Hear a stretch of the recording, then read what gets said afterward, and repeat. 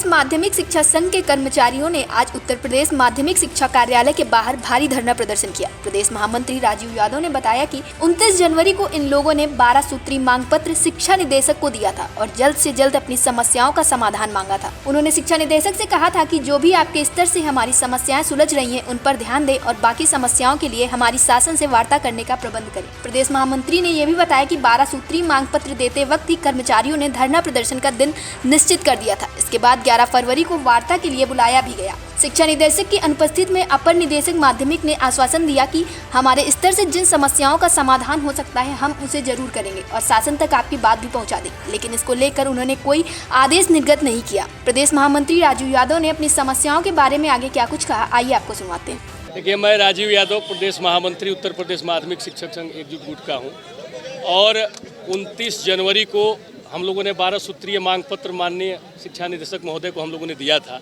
कि हमारी समस्याएं हैं, इसको आप समाधान करा दिए। जो आपके लेवल का है उसका आदेश आप जारी कर दीजिए, जो आपके लेवल का नहीं है उसके लिए हमारी शासन में आप वार्ता लगा दीजिए।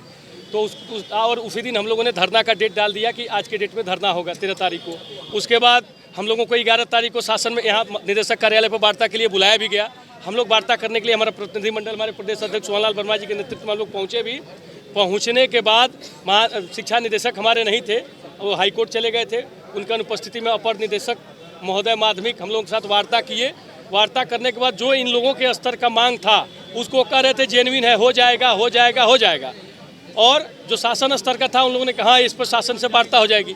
तो हम लोगों ने कहा जब मुंह से कहने से थोड़े होता है, इसके लिए आदेश निर्गत कर दीजिए, हो जाएगा तो इसको करवा दीजिए और आदेश निर्गत हो जाएगा, बाकी शासन वार्ता लगा दीजिए। हमारी मांग कोई बड़ी नहीं है। हम ये कह रहे हैं कि हमारा अशासकीय माध्यमिक विद्यालयों का राजकीयकरण कर दीजिए। नहीं कहीं शासन स्तर की बात है, ठीक है, वहाँ वार्ता लगाइए। हम ये कह रहे हैं हम कि भाई हमारा ये सेवा सुरक्षा भी खत्म हो गई, धारा 12, 18, 21 खत्म हो गई। हमारा पदोन्नति एलटी से प्रवक्ता पद पर होता था वो खत्म हो गई। हमारा सदर प्रधानाचार्य का वेतन खत्म हो गया। हमारी सेवा सुरक्षा खत्म हो गई। हमारी सेवा सुरक्षा प्रबंधक और डीआईएस के हाथों में भेज दिया गया। ये सारी चीज़ें हैं। सिटीजन चार्टर है, माननीय मुख्यमंत्री जी के आदेशों के लोग धज्जी उड़ा रहे हैं। माननीय मुख्यमंत्री जी जब शपथ लिए थे उन्होंने कहा इस प्रदेश के सभी कार्यालयों में सिटीजन चार्टर लगे, कौन काम कितने दिन में होगा उस काम को उन्होंने सिटीजन चार्टर लगवाने के लिए कहा था। उनके आदेश को धज्जी उड़ा रहे हैं। बार बार हम लोग जून में भी धरना दिए थे, बोले 6 महीने का समय दीजिए, आपका जो है सिटीजन चार्टर लग जाएगा। आज तक भी नहीं लगा। इसमें कहा जाता है भाई 10 दिन का कोई काम आप 15 दिन ले लो, लिख दो कि 15 दिन में होगा। लगता है 15 दिन 20 दिन, अपने मन से 20 दिन बनाओ। कम से कम एक सीमा तो समय सीमा 2-2 साल का वेतन अवशेष फंसा हुआ है, 3-3 साल का वेतन अवशेष फंसा हुआ है, 2015 का फंसा हुआ है। इतना ही नहीं है, यहाँ एनपीएस में प्रतिवर्ष सभी विभागों में एनपीएस हर महीने अपडेट होता है। हमारे यहाँ 3-3 साल का एनपीएस का पैसा अपडेट नहीं होता। सरकारी अनुदान आता ही नहीं है, लोग भेजते ही नहीं है।